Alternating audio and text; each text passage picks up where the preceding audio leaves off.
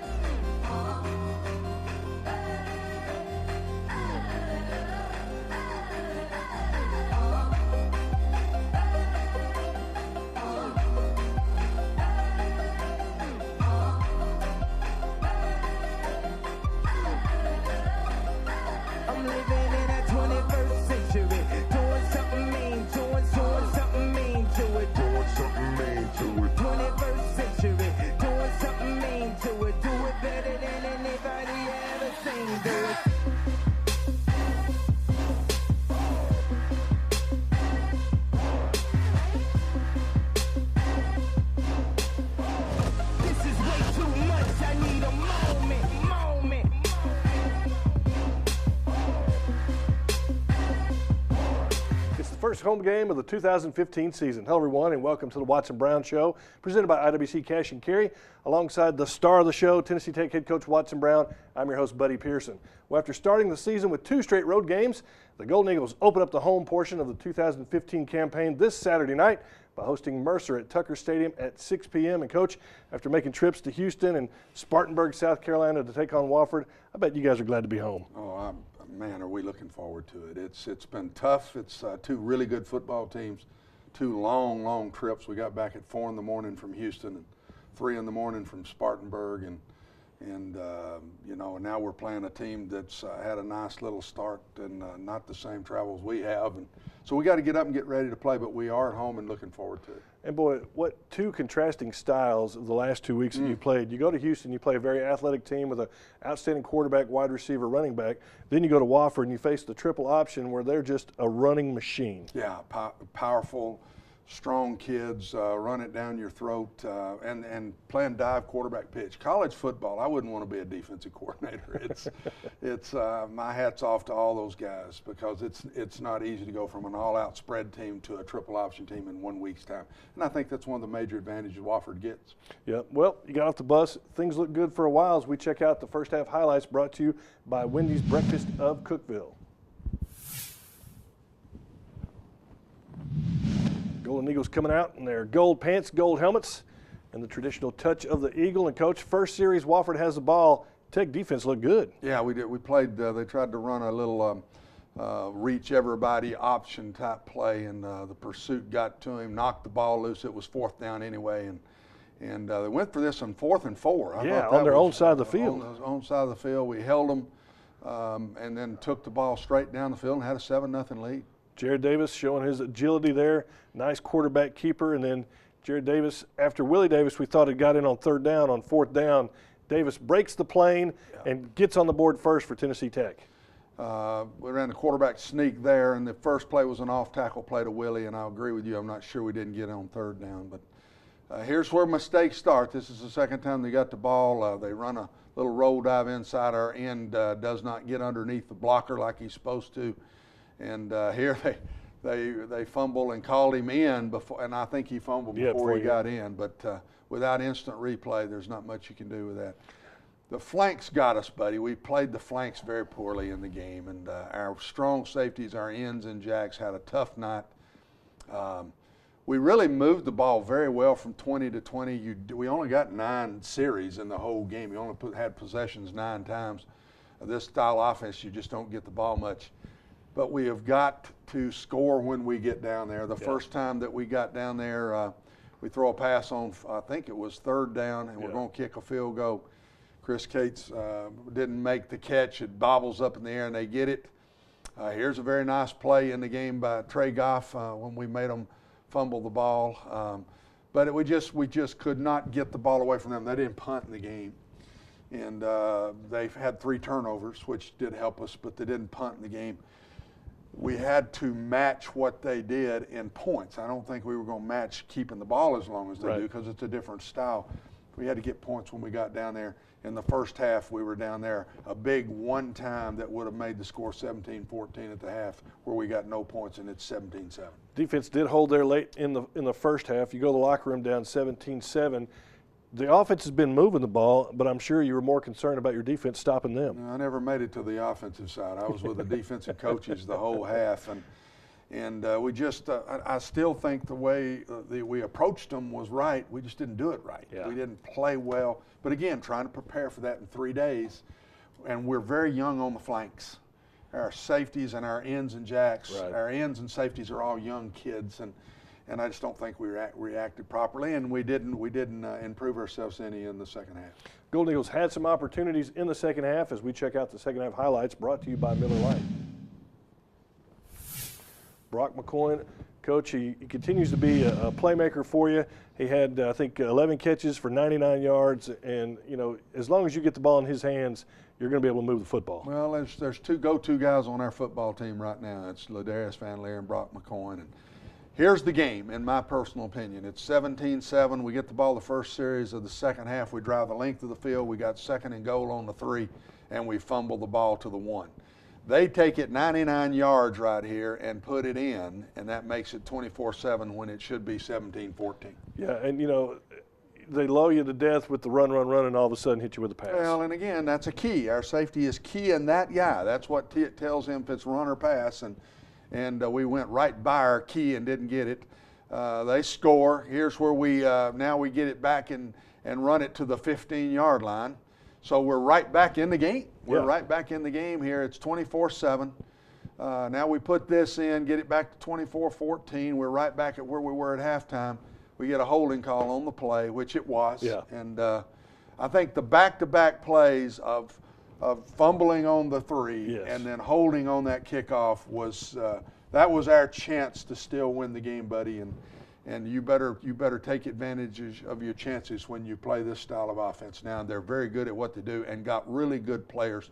I think Wofford I think they'll win the SoCon. I really think they will be the winner. Jared's okay here. He got a little bit of a stinger on his left shoulder, but he's okay. Yeah, that was Davis scoring on a 2-yard run. That was the last touchdown of the game. You don't see Trey Goff miss many tackles like that. No, tried to tackle him high, and Trey Goff, an outstanding game, 14 tackles. Yeah. He forced a fumble, or recovered a fumble rather, had a tackle for a loss, and even then after the game, Coach, he came out and said, I could have played better, even with 14 tackles. And he could have. And Trey knows. Trey's an all-conference football player, and he knows when he's played good and when he can play better.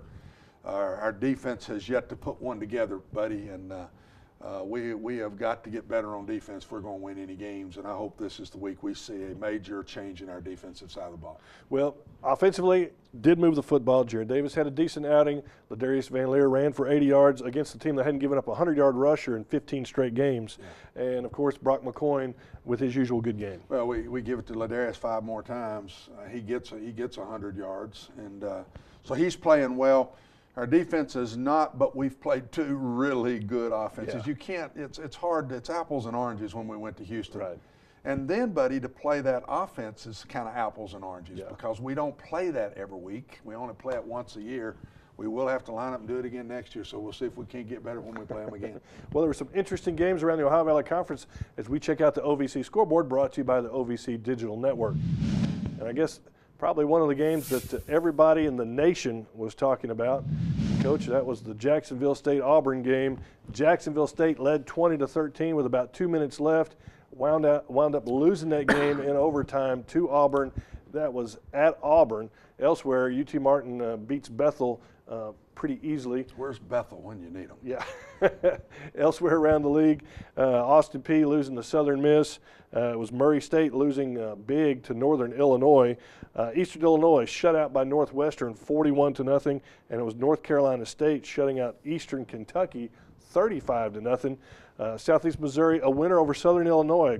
Good win there for SEMO, and it was TSU over Jackson State 35-25. And, Coach, again, you go back to the Jacksonville State game, leading Auburn at Auburn. What's that say about this league? That says that we've got a very good football team. That bunch may win it all. I mean, they're very, very good. we got to see some of it at the hotel, buddy, before our game. And I mean, they're rushing the passer, they're getting by those offensive linemen, they're moving the ball a little bit on offense, but their defense was what surprised me. I mean, Auburn couldn't do anything against those guys. If it's not for a shank punt late in the game, Jacksonville State wins that game. And if you look at the standings, nobody's played any league games yet. TSU, the only team that has won both of their games, both of those classics that they've played in. Everybody else playing FBS competition and a lot of good competition that those OVC teams have been playing. Yeah, we're all playing some good teams. There's a couple that are easy wins for somebody in there, and that's why stats before conference play mean absolutely nothing. You got to get into conference play, and then we'll find out where everybody is, which we start one week after Mercer. And taking a look at the TTU schedule, obviously we've had the first 2 home games, and the schedule is brought to you by Haibu. I'm not sure what Haibu is, Coach, but it looks pretty. It's a nice logo. I wish you could have said those were home games. Those were away games. Yeah, away games. They were a little further. You had to go to, you know. Yeah, I was there. That's why I can't get it right. Now it's Mercer that's home. Mercer's home. It's Mercer. Yeah, and then we have to go to Murray State. Good gracious. That's a tough start. Look at that now. 3 out of the first 4 on the road with a young team. I got jet lag, Coach. You got jet lag? I do too. We got to get it out this weekend. Yeah. Hey, we got more of the Watson Brown Show coming up. Stay with us.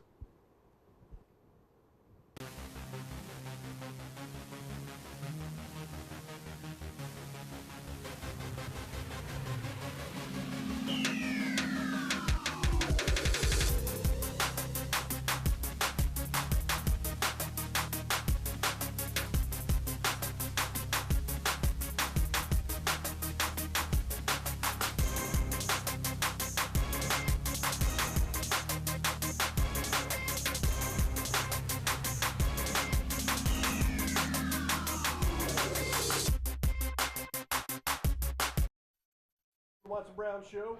You know the Golden Eagles have some very fast and very talented running backs, and one of those young men is Dorian Carter, who just so happens to be in this week's player profile.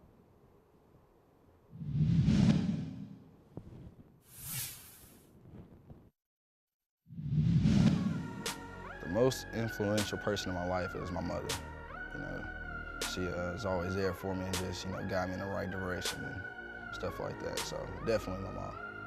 The first time I played football when I was about 10 or 11. The favorite moment at school so far is probably getting out of class early. I love it. If I can describe Tennessee Tech in one word, it'll be family. That's what we base everything off of, family. So 3 characteristics a good teammate should have is leadership, integrity, and strength. One goal I want to accomplish is win the OVC championship and then work on a national championship. The player on the team I look up to the most is Stephen Bush. He's a senior running back as well. Whenever I don't know if I don't know a play or anything, he's always there to help you, encourage you, and he has great leadership on this team. So, Stephen Bush. What I want to improve on the most before the season is probably just getting bigger, stronger, and faster. So, 5 years from now, I see myself graduated with a business degree. Yeah. When my career is finished, I want to be remembered for just having great leadership and just always picking the team up and just having that mentality to go out there and just to win every game. And Coach, we saw Dorian Carter make his debut against Houston, 4 carries for 16 yards. He's got some talent. He's our future. We've got about 3 of those guys. Devin Sullivan that's not playing this year. We've got some really good young backs that I'm excited about. So I think our future running back is fantastic. And Dorian's one of the big ones. Yeah, I look forward to seeing him throughout his career. Well, sometimes it's good to see the TTU football players taken out of their element and challenged to do something they might not have had a chance to do. This week, Justin Ivory tries his hand at pottery in our Taken Out of Their Element segment, brought to you by the OVC Digital Network. Hello everyone, my name is Justin Ivory. I'm here to make a bowl with Laura Clemens today. I play football for Tennessee Tech. I am the right guard. Well, what do you think about doing this? We're going to go in the studio and learn how to make a bowl. I think I'm pretty ready for it. Cool. All right, let's go. So, with pottery, you got all kinds of steps involved. The first thing you have to do is what's called wedging. You take the clay, and you're gonna. It's kind of like kneading dough. And what you're doing is shifting all the molecules around in the clay so that it's evenly moist and an even amount of air. Hands on both sides like this. and push it away from you like that. The first couple would be a little bit harder, and just keep spinning it. Oh, you are fantastic. There we go. I think I might be a natural at this, guy. I think you might be really good too. That's right. Pick her up. You are really good at this. Pick it up and go whack. Straighten its bottom. Whack. There we go. And now we are ready to throw. All right. Okay. Ready to throw that sucker on there. Pow! Very good. Very good. Get your foot on the treadle to get ready. Take your sponge. Yeah, either one's fine. There you go. And get it just a little bit wet. That's good. That's good. Now, elbow, you've got it. Okay, keep going. Let's go a little bit more. I'm gonna get some of that for you right there. Okay, all right. More pressure. That hand, this hand. There you go, there you go. Good, good, good, good, good. Fingers are down there, and you're gonna start coming towards you like that. Nice, nice, nice, nice. Keep on coming. Very good. See, you're done. No, I'm kidding. I feel like It I'll looks do. like a bowl now, but we can make it a better bowl. This is a baby bowl. It's a baby bowl. Nice. Nice. Okay, straighten your lip. Do like so. Kind of let her, yeah, she's wanting to fly off on you. Okay, slow down, slow down. How brave are you? Do you want to try to cut away some of this stuff down here at the bottom? Yeah, I'm pretty brave. You're a football player. You're very brave. Yeah, let's cut it a little bit deeper. Spin it again one more time, not too fast. Deeper, try to get all the way into there. Yep, and now spin it slowly. Nice. Okay, that's good. All right, try to peel it all off again. There, nice, nice. Stay flat, flat, flat, flat, flat. Perfect. Perfect. Okay. One on that side, one on this side. Again, flat, flat. And just kind of let them meet in the middle. Exactly. I wish I could remember kindergarten as well as you can. Oh, that's so great. Perfect. Okay.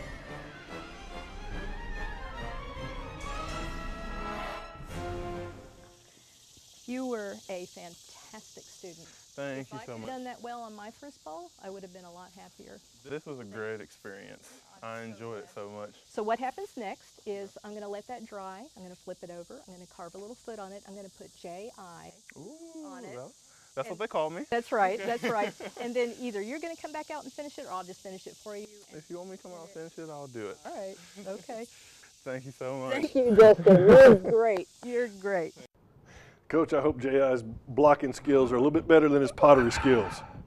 Don't want to drink out of that bowl, I don't think. There may be a few holes in it somewhere, but I'm really enjoying these sections. And our kids are classy and they're handling things well. Yeah. And believe me now, they're out of their element. They're definitely out of their There's element. no doubt about that. They are out of their element.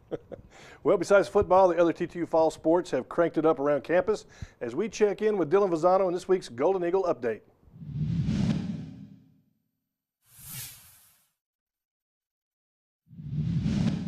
Thank you, buddy. Well, Tennessee Tech, the fall season of athletics, that's in full swing. A lot of big things coming at you. First, we'll go with Golden Eagle volleyball. Tech over the weekend, they earned their first victory of the season. They took out Arkansas Pine Bluff 3-0 as part of the Memphis Invitational. In that match was a big-time showing from junior Sharon Anderson, led all players with 21 assists and also 5 service aces. Shifting gears over to Golden Eagle soccer, man, it just keeps getting more exciting and exciting by the minute. 2 more Player of the Week accolades. Freshman Kari Nerdeman had her second consecutive OVC Goalkeeper of the Week award. Junior Kaylin Pruitt, she had the Defensive Player of the Week honor. That's already 4 Player of the Week awards this season. That's the most in the conference. Tech then parlayed that success into a thriller against Radford on Sunday. 0-0 with 10 seconds left in double overtime. Freshman Myra Taraga Manzanel found the back of the net, gave Tech the 1-0 victory. They are now unbeaten in their last 4 matches. That's our Golden Eagle update. Buddy, back to you. All right, thanks, Dylan. We got more of the Watson Brown Show coming up. We're going to talk about the Mercer Bears. We got a couple other segments too you're going to enjoy. Stay with us. In the NCAA Division I Football Championship Subdivision, the game is played with perseverance, integrity, passion, character, and sportsmanship. as he works to honor the game and respect his teammates, opponents, officials, and fans. Every FCS player grows in his responsibilities as a student athlete and as a member of his campus and community. The NCAA Division I Football Championship Subdivision. Every down, every day. Welcome back to the Watson Brown Show, presented by IWC Cash and Carry. You know, sometimes you wonder what is going on in the mind of a child. Well, wonder no more, as Jerry Whitson student Maria Diego Francisco has a few questions for Jimmy Laughlin in our Kids Corner, brought to you by Pepsi.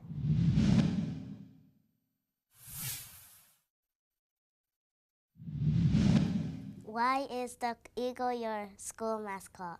I think back in the day when Tennessee Tech just started, you know, we needed a mascot, and so the students back then, they all voted, and I think it was between the Golden Eagles and one other name. We chose the Golden Eagles. Is Tennessee Tech the best? We are. Tennessee Tech is definitely the best. Are you a great player? I like to think so. My teammates may not tell you the same thing, but we'll see. How old are you? I just turned 21 years old. Why do you like football? I always have. You know, when I was a young kid, about your age, I started playing, and you know, I just fell in love with it. Does it hurt to get tangled? Sometimes. Not really. Not too bad. Where are you from? I'm from Birmingham, Alabama. What food do you like? My favorite food is spaghetti and pizza. Do you have sisters or brothers? I have one older sister.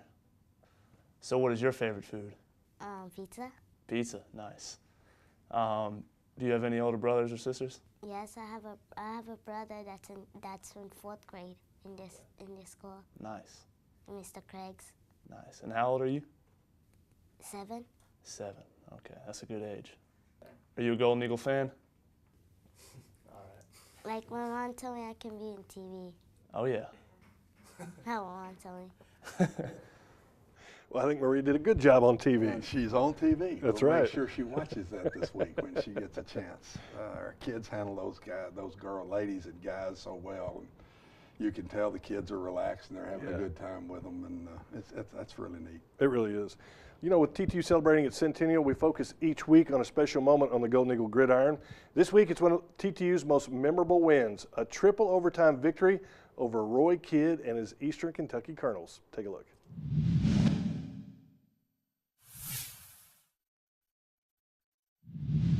The OVC rivalry between Tech and Eastern Kentucky has enjoyed many spectacular games, but the Colonels dominated the Golden Eagles for more than 2 decades. That is until October 24th, 1998. In a game that was tied 5 times and rolled through 2 overtimes, Eastern Kentucky opened the 3rd OT by scoring a touchdown on their possession to take the lead. But veteran EKU head coach Roy Kidd was caught unaware of the new rule that required teams to go for 2 points after the 2nd overtime. His team took a 5-yard penalty in the confusion, and Tech stopped the Colonels' 2-point conversion attempt. The Golden Eagles then marched inside the 10-yard line, where Michael Peoples fired a touchdown pass over the middle to the unheralded tight end Brad Taylor to tie the score.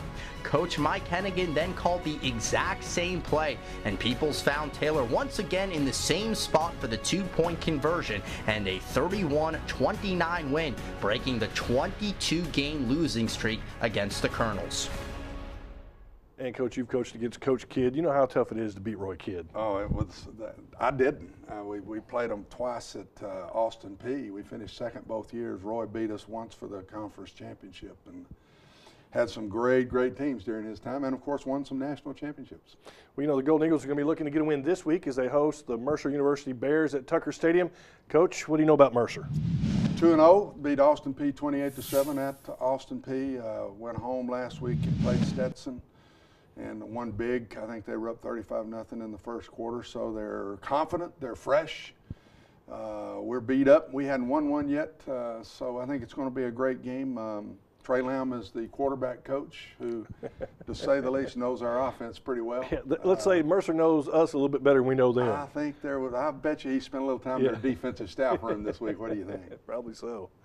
Yeah, what kind of style offense will we see? Much Similar like a more of Tennessee Tech the style? gun run, the pro style, the combination of that. It's not the triple option stuff. Thank goodness we've had enough of that for a week, and we'll get back into normal offensive stuff that we see. We've got some explosive offensive guys, and defensive alignment's very similar to what we do at Tennessee Tech. So it's should be a great game. They're coached very well. They're going to come in here confident, and they sure think they can win. And isn't it amazing that a school that's starting football just 4 or 5 years ago has a more experienced team than we do? Yeah. What's happened is all those guys that they signed in the first year and they didn't play football, they redshirted them.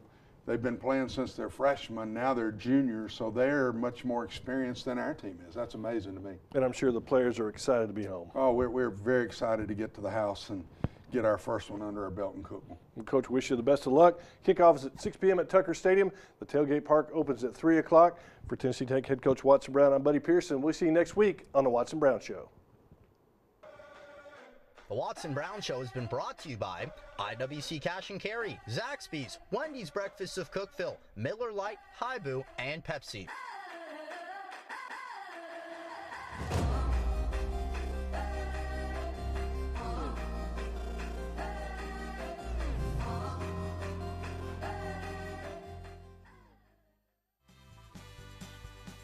With quality brand name products at affordable wholesale prices, Cash and Carry is the perfect place to shop. Whether shopping for individual, business, churches, or more, Cash and Carry is sure to meet your needs. Cash and Carry of Cookville, 931-528-8050.